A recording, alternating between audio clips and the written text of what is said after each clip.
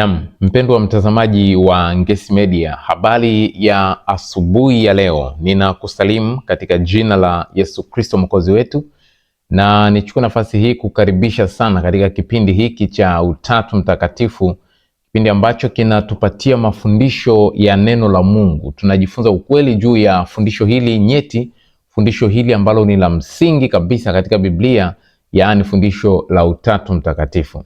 Mimi ninazungumza nayo naitwa mwalimu na mchungaji Godliven Maximilian Ngesi, na kama ndio mara ya kwanza unaingia katika channel yetu hii, tafadhali usiache kubonyeza alama ya kengele na subscribe ili uweze kupata mafundisho haya moja kwa moja pindi tunapoweka video zetu mpya. Lakini usiwe mchoyo, share mafundisho haya na watu wengine, kwa sababu nyakati tunazoishi tunashuhudia jinsi watu wanavyochanganya fundisho hili. Kwa hiyo ni vizuri ukishare na rafiki ukampatia mafundisho haya ili na yeye aweze kujifunza na kufahamu kile ambacho Mungu amekifunua kwa ajili yake. Karibu sana katika kipindi cha leo. Leo tuko kipindi cha 4 tangu tumeanza series yetu, na kama ambavyo nilikuambia vipindi vilivyopita kwamba mafundisho haya yapo katika mfuatano, yako katika series. Fundisho la kwanza, fundisho la pili, fundisho la tatu, fundisho la 4 mpaka huko safari yetu Mungu atakako tujalia. Kwa hiyo kama ndio unafika siku hii ya leo na ndio siku ya kwanza, ni vizuri ukapitia masomo yaliyopita hapo nyuma. Tulikuwa na somo la kwanza ambalo lilikuwa linazungumzia fundisho kuu katika Biblia.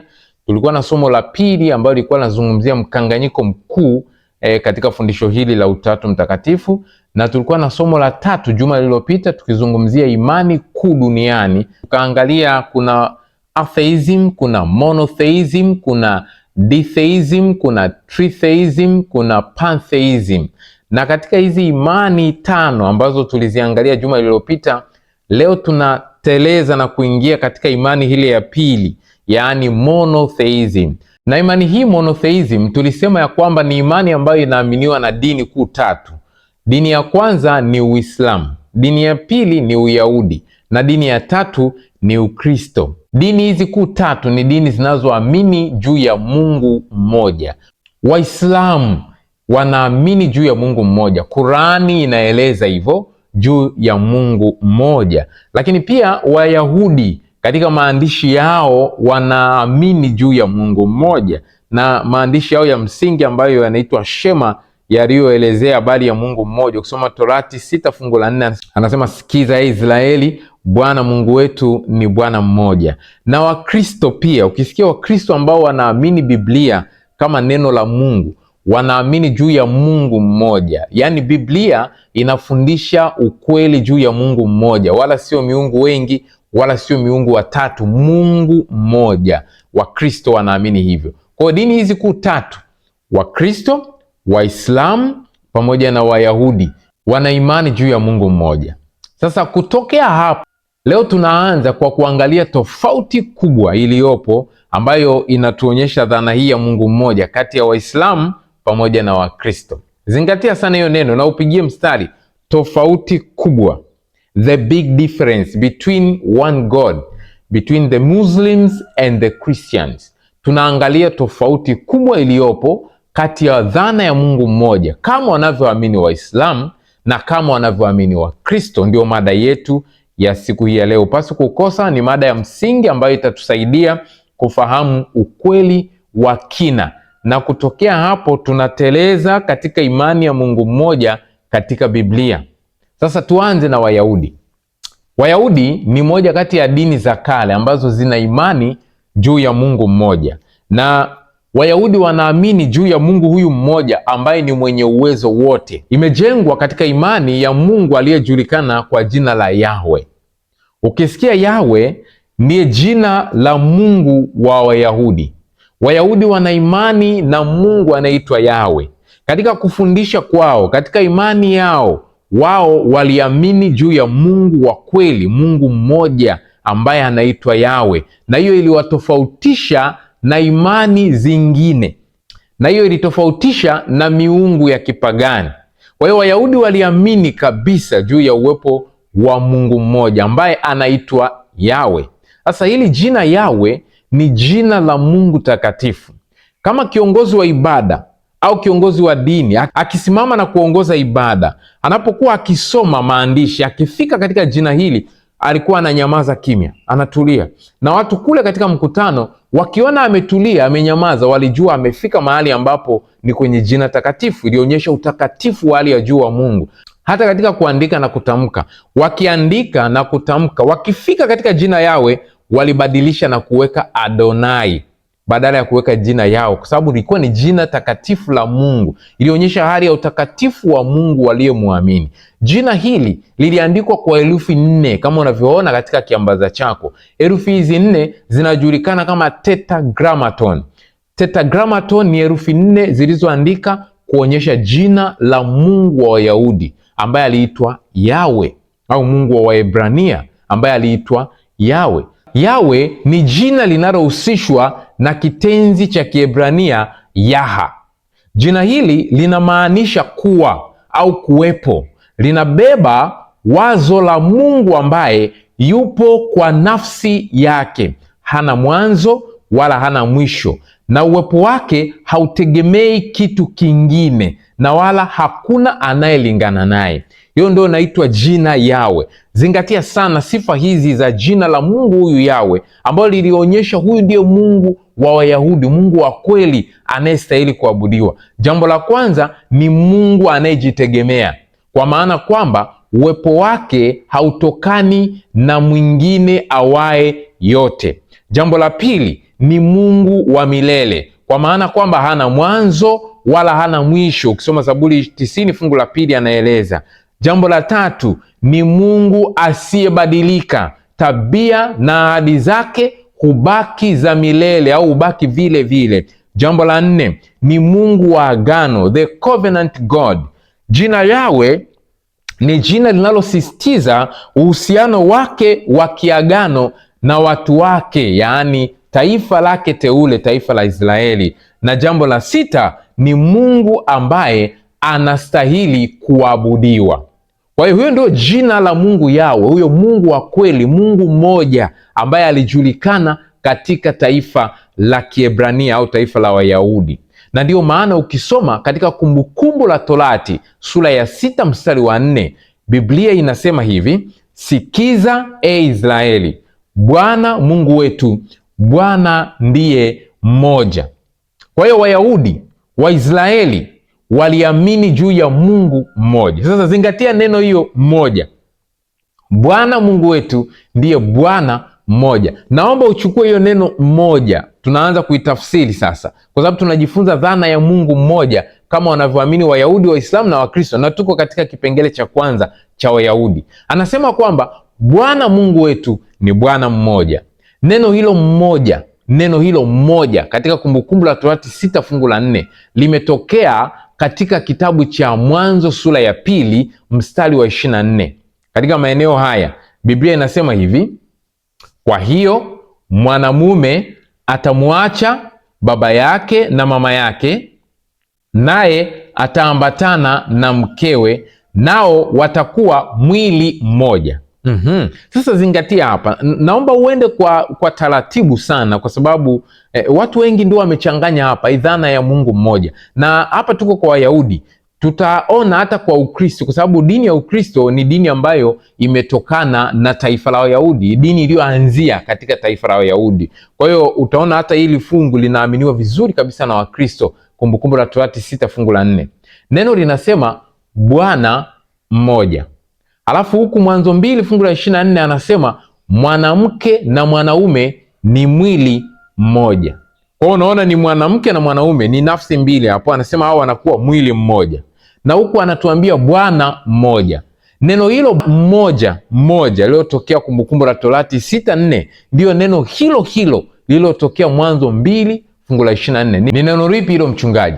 Neno ekad ni neno la Kiebrania ambalo linamaanisha umoja uliounganishwa au umoja wa kipekee. Hilo neno ekad, ukisikia Bwana Mungu wetu ni Bwana mmoja, linaonyesha ni umoja uliounganishwa. Sasa naomba nikupatie kamusi mashuhuri kabisa za Waebrania. Hapa nitakutajia kamusi mbili tu, moja inaitwa BND na nyingine inaitwa Harrod.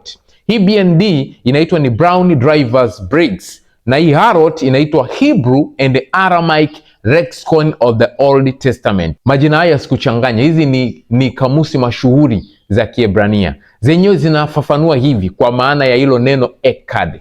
Sikiliza kwa makini, na zinaeleza katika maeneo makubwa matatu.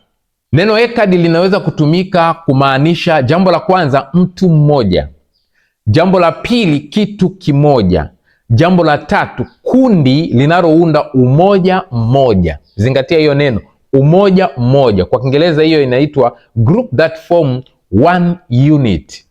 One unit, umoja mmoja. Kwa hiyo ukisikia Mwebrania anaandika Bwana Mungu wetu ni Bwana mmoja, au mwanaume na mwanamke ni mwili mmoja, moja anasema ni kitu kimoja, mbili mtu mmoja, tatu ni kundi linalounda umoja mmoja.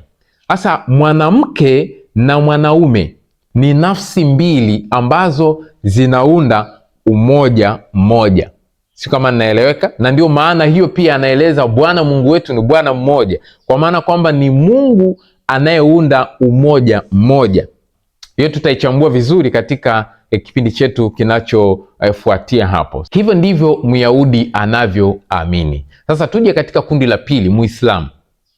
Dini ya pili inayoamini juu ya Mungu mmoja ni dini ya Uislamu. Inaamini juu ya Mungu ambaye anaitwa Allah. Mungu anaitwa Allah ambaye ni Mungu mmoja. Ukisoma Qur'ani katika Surat Al-Ikhlas 112:1-4 anasema, sema Mwenyezi Mungu ni mmoja, Mwenyezi Mungu mkusudiwa, hakuzaa wala hakuzaliwa, wala hana anayelingana naye hata mmoja. Ukisoma Surat Al-Baqara 2:163 anasema, na Mungu wenu ni Mungu mmoja, hapana apasaye kuabudiwa kwa haki isipokuwa yeye, mwingi wa rehema, mwenye kurehemu. Kwa hiyo Qur'ani inaeleza Mungu ni mmoja, anaitwa Allah. Na fundisho la Mungu mmoja katika dini ya Uislamu inaitwa Tauhid. Tauhid ni kumpwekesha Mungu, making God alone, yani Mungu yuko peke yake, hana mshirika. Hiyo inaitwa Tauhid. Sasa Tauhid inaeleza hivi katika mambo matatu ya msingi, naomba uyaangalie hapa, maana hapa ndipo yanaanza kutuonyesha tofauti kati ya Muislamu pamoja na Mkristo. Tauhidi inaeleza hivi, inasisitiza Mwenyezi Mungu ni wa kipekee, na inasema kuwa Mwenyezi Mungu hana mshirika. Pigia mstari hiyo neno, hana mshirika, wala hana mshindani, na wala hana anayelingana naye. Kwa hiyo ndio Qur'ani inavyoeleza ya kwamba Mungu hana mshirika, hana anayelingana naye.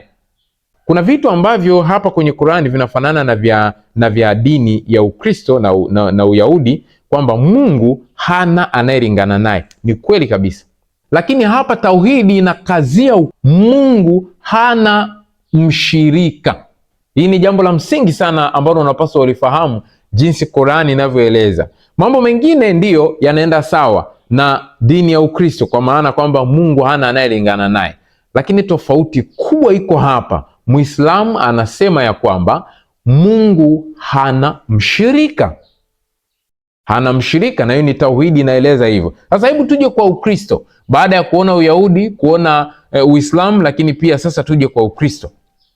Sawa na Waislamu na Wayahudi, Wakristo pia wanaamini fundisho hilo la Mungu mmoja. Lakini hapa ndipo kuna tofauti sasa. Zingatia tofauti iliyopo, ambayo sasa ndio inaanza kutuonyesha ukweli wa fundisho letu tunaoshughulika nalo. Wakristo wanaamini dhana ya Mungu mmoja, kama Waislamu wanaamini ya kwamba Mungu hakuna anayelingana naye. Kama Waislamu wanaamini ya kwamba Mungu anastahili kuabudiwa. Lakini tofauti na Waislamu, Wakristo wanaamini ya kwamba Mungu ni Mungu wa ushirika wa upendo. Kwa hiyo Qur'ani inaeleza kwamba Mungu hana mshirika.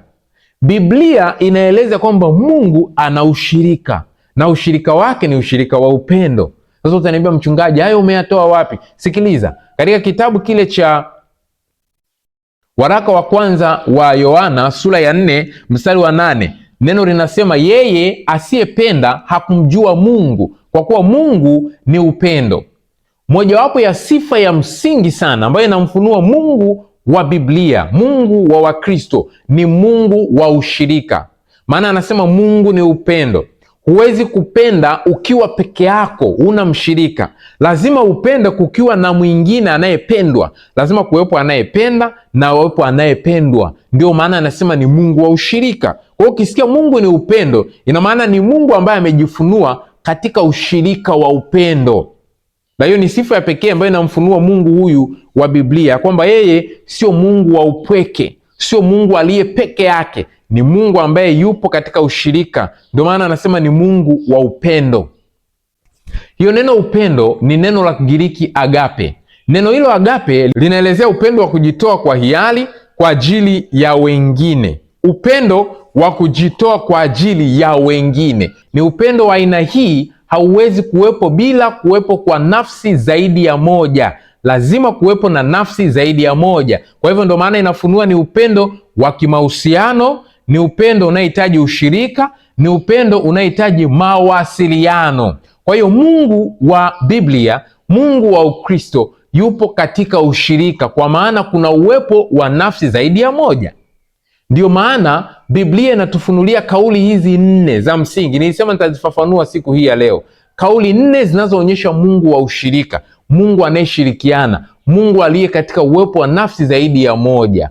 Na huyo ndio anaitwa Mungu mmoja katika uwepo wa nafsi zaidi ya moja. Moja ni Mwanzo 1 fungu la 26. Biblia inasema Mungu akasema, na tumfanye mtu kwa mfano wetu, kwa sura yetu. Kwa hiyo eneo la kwanza linaloonyesha ushirika wa Mungu ni katika uumbaji. Mwanzo 1 fungu la 26. Hapa tunaonyeshwa kuna uwepo wa nafsi zaidi ya moja ambazo zimehusika katika kuumba, anaposema tufanye, tuumbe kwa mfano wetu. Sasa naomba nikudokezee kidogo. Ukisoma Qurani inaeleza vizuri kabisa juu ya kipengele hiki, Mungu wa ushirika. Japo Waislamu ndio hawaamini ya kwamba Mungu ni wa ushirika, wanasema Mungu hana mshirika, lakini Qurani inaeleza, na hasa katika swala la kuumba inasema tulikuumba, sisi tulikuumba. Inaongea kama hivi Biblia inavyoeleza katika wingi, ya kwamba sisi tulikuumba, sisi tulikutelemshia Qurani, sisi tuniumba mwanadamu. Inatumia neno ya wingi. Nitakusomea hizo nukuu, lakini tuziache hizo. Biblia inaeleza vizuri ya kwamba Mungu ni wa ushirika, na ushirika umeonekana katika eneo la kwanza wakati wa uumbaji. Maneno ya msingi ya kuzingatia hapa, tumfanye mfano wetu, sura yetu, yanaonyesha ya kwamba Mungu yupo katika ushirika. Sasa utaniuliza swali, huyu nafsi ya kiungu aliyekuwa anazungumza alikuwa ni nani? Maandiko yanatueleza aliyezungumza neno hilo alikuwa ni Baba. Kusoma katika kitabu cha The Story of Redemption au Pendo Lisilo Kifani, inaeleza hivi, ukurasa wa 11, anasema Baba na Mwana walianza kazi ile kuu ya ajabu waliokuwa wameipanga, yaani kuiumba dunia. Mungu alisema na mwana wake. Mungu alisema, na hapa anayezungumzwa ni Baba, alizungumza na mwana wake, na tufanye mtu kwa mfano wetu. Sasa unaona hapa anasema ni Mungu alizungumza na mwana. Kuna wale ambao wataki fundisho la Utatu Mtakatifu wanasema mbona hapo hajasema alizungumza na mwana na Roho Mtakatifu? Wanasema Roho Mtakatifu yuko wapi hapo? Sasa endelea kufuatilia vipindi hivi, utagundua kwamba Mungu aliposema tufanye mtu kwa mfano wetu, alikuwa anazungumza na mwana, alikuwa anazungumza na Roho Mtakatifu. Endelea tu kufuatilia, utajifunza na utaelewa ukweli huu. Kwa hiyo Baba anazungumza katika kauli hiyo ya ushirika. Kauli ya pili iko Mwanzo 3 fungu la 22. Neno la Mungu linasema, Bwana Mungu akasema, basi huyu mtu amekuwa kama mmoja wetu kwa kujua mema na mabaya. Hapa tunaona ni kauli ya pili ambayo inazungumzwa katika ushirika.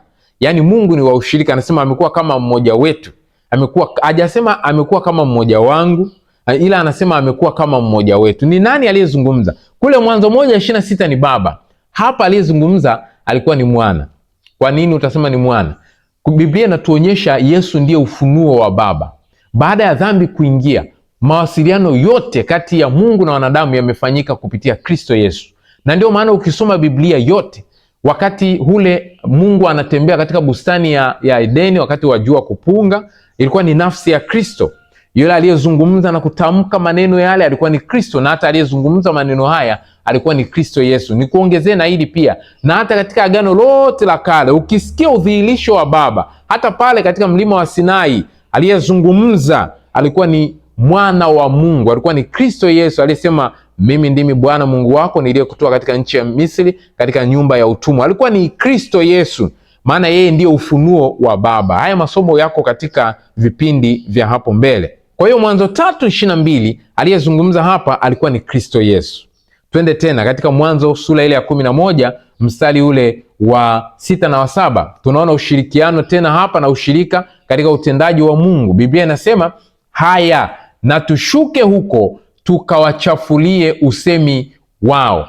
Mungu anasema tushuke tuwachafulie usemi. Hajasema nishuke niwachafulie usemi, kwa maana kwamba ndani ya uungu kuna ushirika. Na hiyo ndio imani ya Biblia, ya kwamba kuna ushirika wa uwepo wa nafsi zaidi ya moja. Ni nani aliyezungumza hapa? Maandiko yanatuonyesha wazi ya kwamba Kristo ndiye ufunuo wa Mungu. Kwa hiyo Yesu ndiye aliyezungumza hapa. Na ili uweze kuelewa ya kwamba aliyeshuka alikuwa ni nani, Biblia inatuonyesha hivi, na Yesu mwenyewe alieleza ya kwamba Mungu Baba hajawahi kushuka duniani. Katika mpango wote wa wokovu na katika historia yote ya jamii ya wanadamu, Baba Mtakatifu hajawahi kushuka duniani. Nafsi mbili peke yake ambazo zimeshuka katika dunia yetu hii. Nafsi ya kwanza ni Yesu Kristo. Toka mwanzo, Agano la Kale, ambapo alikuwa ni Kristo ambaye bado hajafanyika mwili, na uje katika Agano Jipya alishuka katika umbile la kibinadamu. Na nafsi ya pili ni Roho Mtakatifu.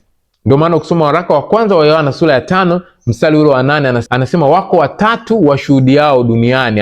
Anawataja ni Roho, maji na damu. Ukisikia maji na damu ni ishara ya Yesu Kristo, na Roho ni Roho Mtakatifu, na watatu hawa hupatana katika habari moja. Kwa hiyo nafsi zilizoshuka duniani kwa ajili ya kumkomboa mwanadamu ni Yesu Kristo, ambaye yeye alimaliza huduma yake, baadaye akashuka Roho Mtakatifu ambaye yeye ndiye anaendeleza kile ambacho Yesu Kristo alikifanya. Baba hajawahi kushuka. Kwa hiyo ukisikia nasema tushuke huko, maandiko hapa yanatuonyesha ni Yesu na Roho Mtakatifu ndio mahususi walioshuka duniani, kwa sababu Baba katika Biblia nzima hajawahi kushuka duniani. Katika dunia hii nafsi mbili tu, Kristo pamoja na Roho Mtakatifu, ndio walioshuka. Kwa hiyo katika hukumu pia tunaona ya kwamba Mungu anatenda katika ushirika. Yeye ni Mungu wa ushirika, wa kushirikiana. Kwa hiyo hapa aliyezungumza alikuwa ni Kristo. Na eneo la 4 ni hapa katika Isaya sura ile ya 6 mstari ule wa 8. Neno la Mungu linasema, kisha nikasikia sauti ya Bwana akisema, nimtume nani? Naye ni nani atakaye kwenda kwa ajili yetu? Kwa hiyo nabii Isaya anasema alisikia sauti ya Bwana. Zingatia hiyo neno, iko katika umoja, Bwana Mungu. Alafu Bwana Mungu anapozungumza kwa niaba ya wengine, akiwa anazungumza kwa niaba ya wengine, anaongea katika wingi. Anasema ni mtume nani? Kwanza ni mtume, anaonyesha yeye ana mamlaka yote. Ni mtume nani? Naye ni nani atakayeenda kwa ajili yetu? Hajasema atakayeenda kwa ajili yangu, ila amesema atakayeenda kwa ajili yetu. Ni nani aliyezungumza hapa? Maandiko yako wazi, yanatuonyesha Roho Mtakatifu ndiye aliyezungumza kauli hii. Baba alizungumza Mwanzo 1 fungu la 26. Mwana au Yesu Kristo alizungumza Mwanzo 3 fungu la 22 na Mwanzo 11 fungu la 6 na la 7. Roho Mtakatifu yeye alizungumza Isaya 6 fungu la 8. Maana yake ni nini? Ni nafsi hizi tatu tu ndio zina uwezo wa kuzungumza hiyo kauli ya kiungu. Hiyo ni kauli ya kiungu ambapo anazungumza akiwakilisha wengine, anazungumza kwa niaba ya wengine. Utaniambia mchungaji, ni wapi hapo pameandika Roho Mtakatifu alizungumza? Matendo ya Mitume sura ile ya 28 mstari wa 25 na 27.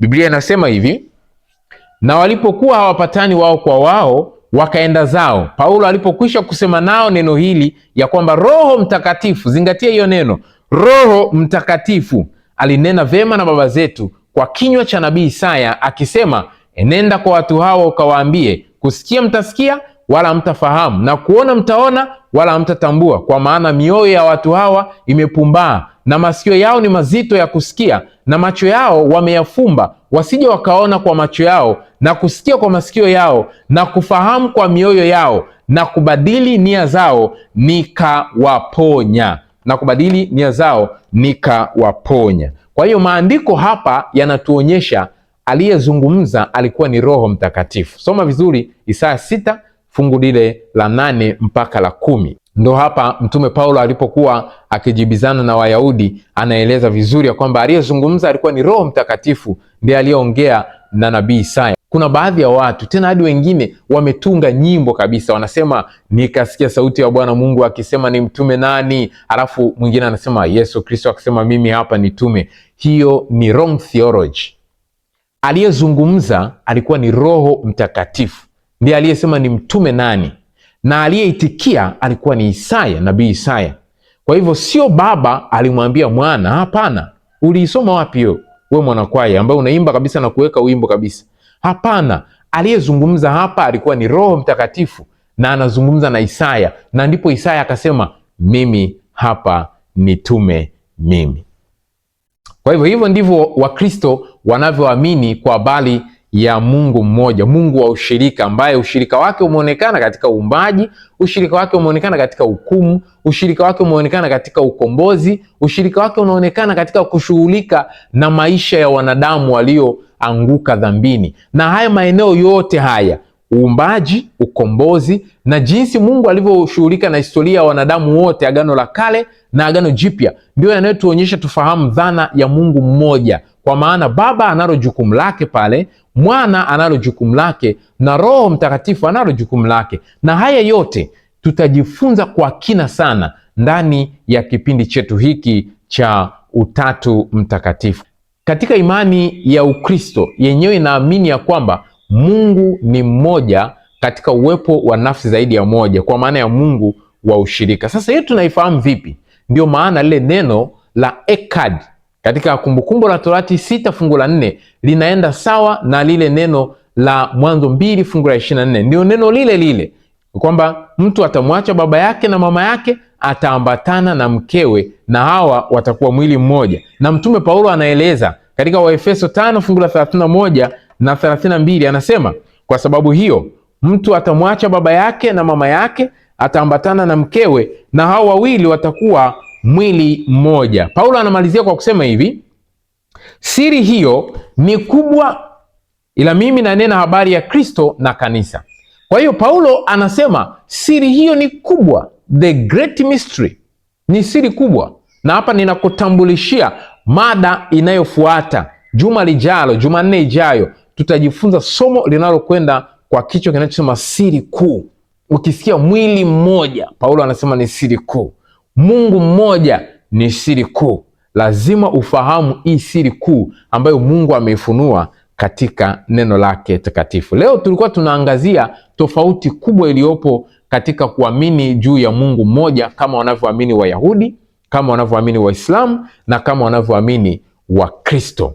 Na hiyo inatuongoza sasa tuingie katika imani ya Ukristo, hii inayoamini juu ya Mungu mmoja aliye katika uwepo wa nafsi zaidi ya moja, Mungu aliye katika ushirika wa upendo. Na hapo tutaangazia neno hili ambalo Mtume Paulo anasema hii ni siri kuu. Hii ni siri kuu. Na kama ndio mara ya kwanza unaingia katika channel hii, usiache kusubscribe, bonyeza alama ya kengele ili uweze kupata notification mapema pindi tunapoweka video zetu mpya, na uweze kubarikiwa na watu wengine. Lakini pia share ujumbe huu na watu wengi, kwa sababu fundisho hili limekuwa linawachanganya watu wengi. Watu wamekuwa wanachanganyikiwa. Ni vizuri ukashare nao ili waweze kuelewa na kutambua kwamba hili sio fundisho la kigeni, hili sio fundisho potofu, hili sio fundisho linalochanganya, na hili sio fundisho gumu. Hili ni fundisho linaloeleweka kwa sababu Mungu amelifunua katika neno lake takatifu. Mungu akubariki, endelea kufuatilia vipindi vyetu vizuri. Nikukaribishe tena Jumanne saa 1 asubuhi